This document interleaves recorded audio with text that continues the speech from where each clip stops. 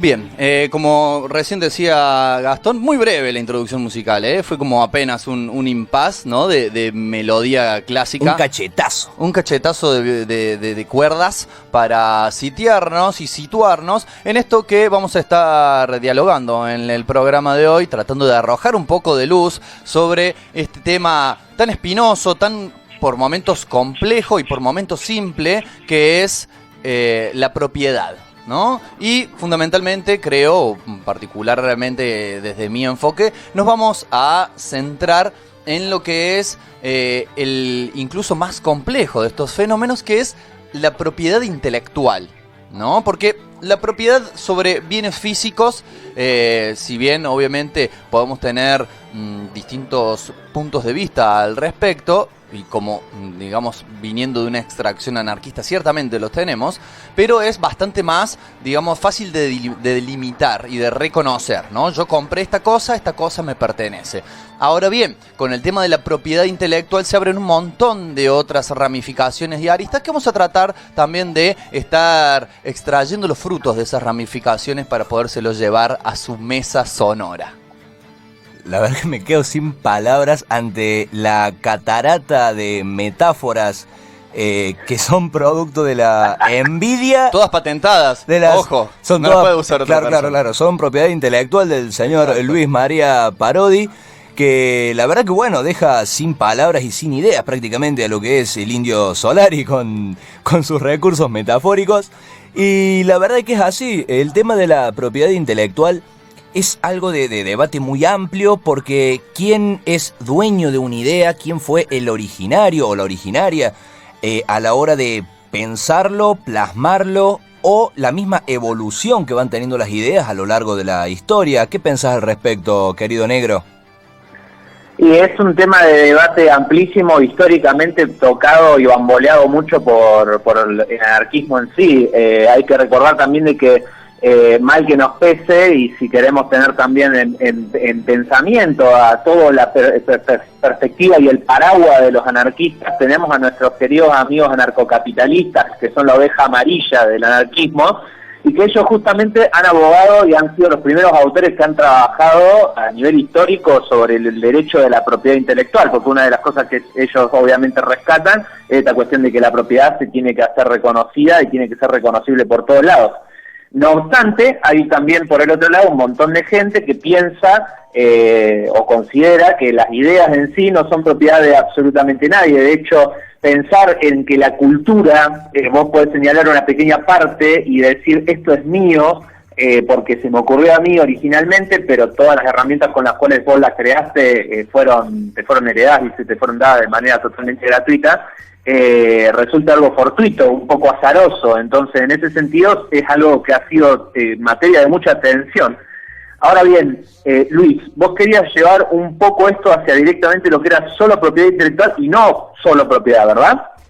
De todas formas, digamos, yo no es que los agarro con la fusta y digo, no, vamos a hablar solamente de propiedad intelectual, como sucede en otros espacios autogestivos donde hay gente que se pone a la cabeza de los proyectos, pero podríamos, en todo caso, si ustedes así lo prefieren, empezar esbozando nuestras opiniones sobre la propiedad en general, ir de lo general a lo particular, como suele decirse, ¿no? Esbozar lo que opinamos sobre la propiedad como en sí, fenómeno, como hecho en sí.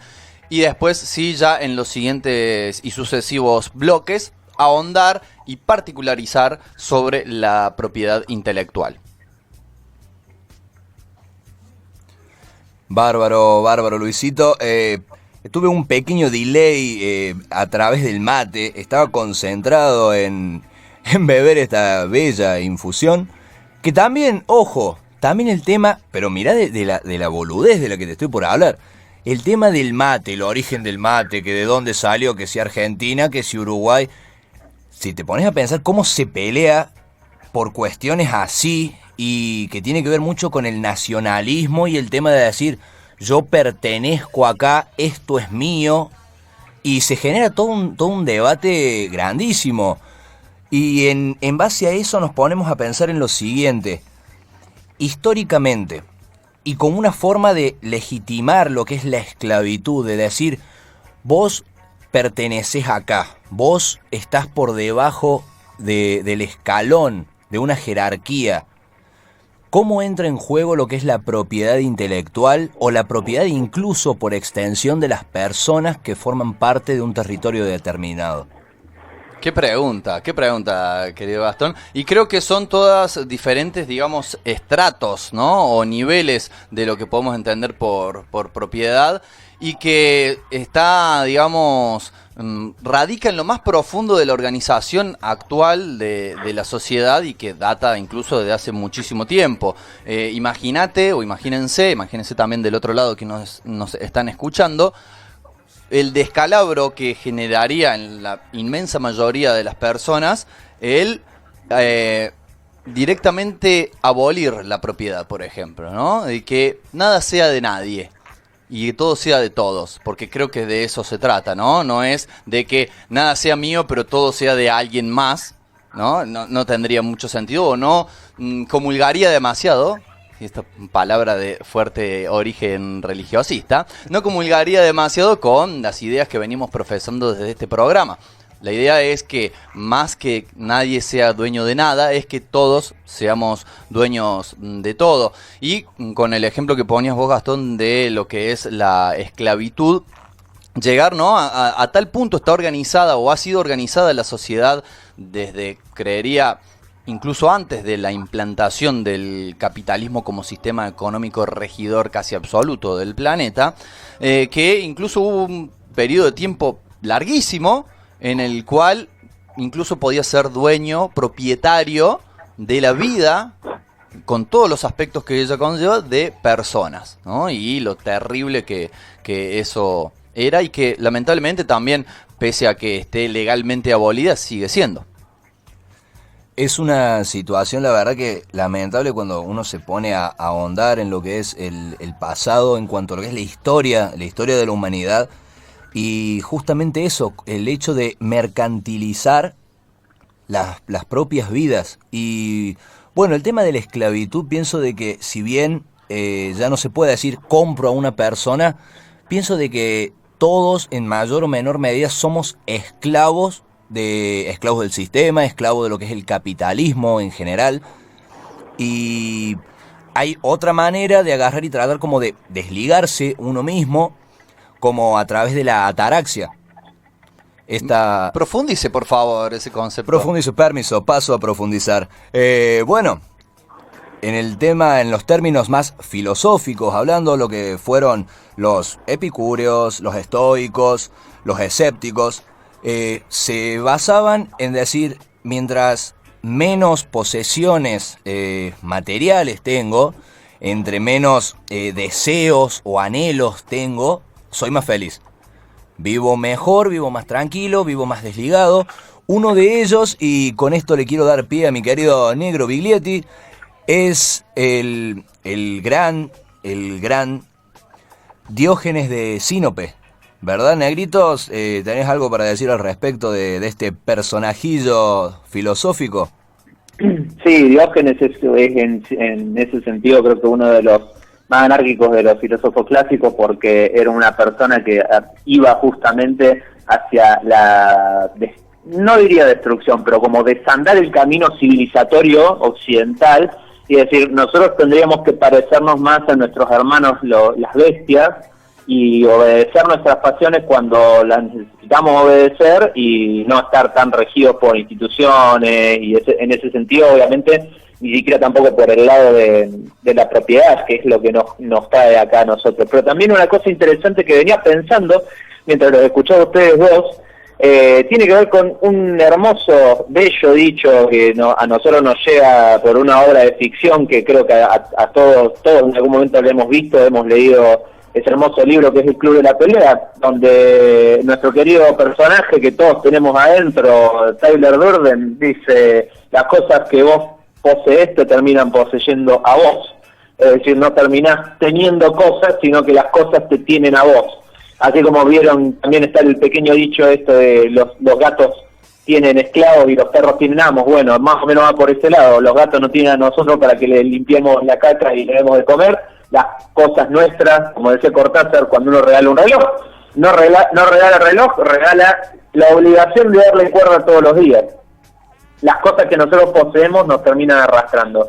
En ese sentido, una de las cosas que más estaba pensando y que tiene que ver con la propiedad, tiene que ver con el hecho también de cómo concibimos el mundo, porque a nosotros nos cuesta mucho pensar otro paradigma del mundo, pero por ejemplo nuestros pueblos, hermanos queridos pueblos originarios, muy extrañamente tenían paradigmas de posesión de la tierra. De hecho, inclusive hasta las estructuras más grandes y más complejas, sociales, si se quiere, que uno pensaría, bueno, pero ante mayor complejidad, entre comillas, civilizatoria, la propiedad se vuelve una forma de ordenar, y tendría que decir que no en realidad, porque muchas de estas superestructuras también estaban basadas sobre el sentido de propiedad comunitaria, y hacia lo que se estaba trabajando era más un concepto de sociedad compleja y articulada, y no una posesión específica. Inclusive, por ejemplo, el Inca no era el propietario de todo el imperio, por decirlo de alguna forma, era una persona que administraba en nombre de, y en ese sentido cada uno de sus ciudadanos tenían diferentes derechos y diferentes accesos. Una de las cuestiones que más se pone, y con esto paso la pelota, sobre la mesa siempre es, y que se la ha rescatado mucho con la mirada ecologista de los últimos 50, 70 años, es la tierra no es de nosotros somos de la tierra, que es una mirada muy de pueblos originarios, justamente de las comunidades originarias, y que tiene que ver con el hecho de dejar de considerarnos a nosotros, personas en realidad, en el centro del universo, en este paradigma tan hermoso y que tarda tanto en morirse, que es la modernidad, y empezar a pensarnos desde otro lado, como un componente de un todo y no como una pieza ordenadora y central. Muy Paso bien, la pelota. Nos vamos a quedar con esta idea en la mente, y la pelota en realidad se la vamos a pasar al señor Hernán Coronel y su mala fama, que nos va a interpretar un bello tema que tiene que ver con las marcas, ¿no? Que es algo de lo que vamos a estar hablando, que tiene que ver con ponerse la gorra, que es algo que queremos a toda costa evitar. Se llama La Marca de la Gorra. Vencedores vencidos. Existe otra manera de ver, de pensar y de sentir la realidad. Todos los lunes de 20 a 22 horas exploramos los distintos elementos que componen nuestra vida cotidiana desde el prisma del arte y el anarquismo.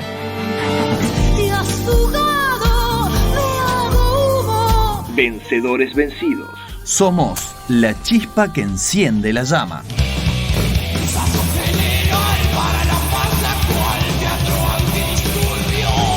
Por el 93.3 FM y en radiolaquintapata.com.ar.